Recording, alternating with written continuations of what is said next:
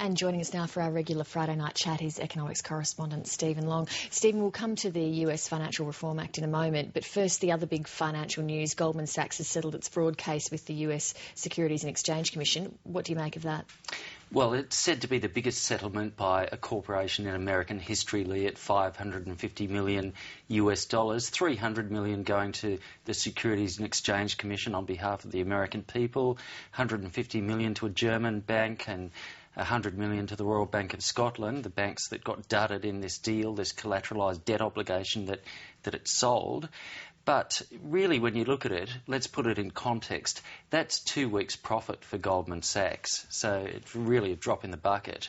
They haven't admitted to any legal liability, although they have admitted to mistakes in marketing this CDO as if it had been selected, the portfolio selected by an independent manager, when actually it had involved a hedge fund manager who was looking to bet on it to fail.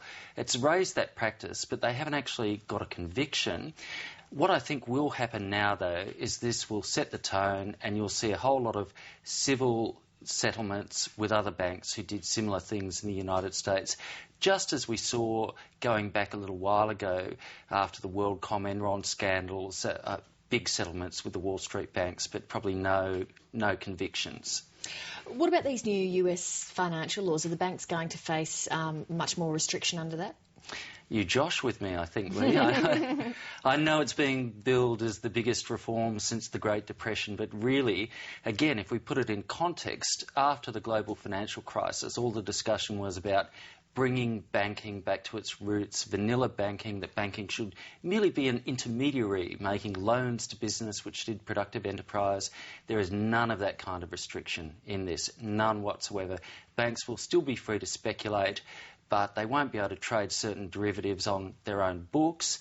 They'll have to go through central clearing houses, like a futures exchange. Now, my bet is the next crisis will see the government having to bail out clearing houses that are too big to fail. The speculation will continue. It won't change the nature of banking. So what exactly then do these new regulations do?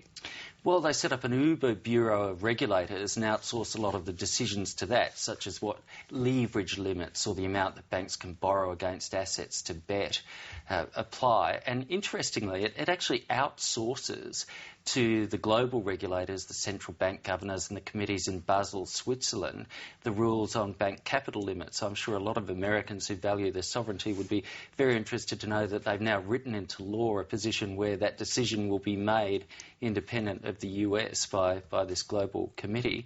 But what it doesn't do is really set those prescriptive rules that were talked about. There was talk that it would outlaw what's known as proprietary trading, where banks trade on their own account with other people's money against the interests of their clients. It looks pretty much like that's been dropped.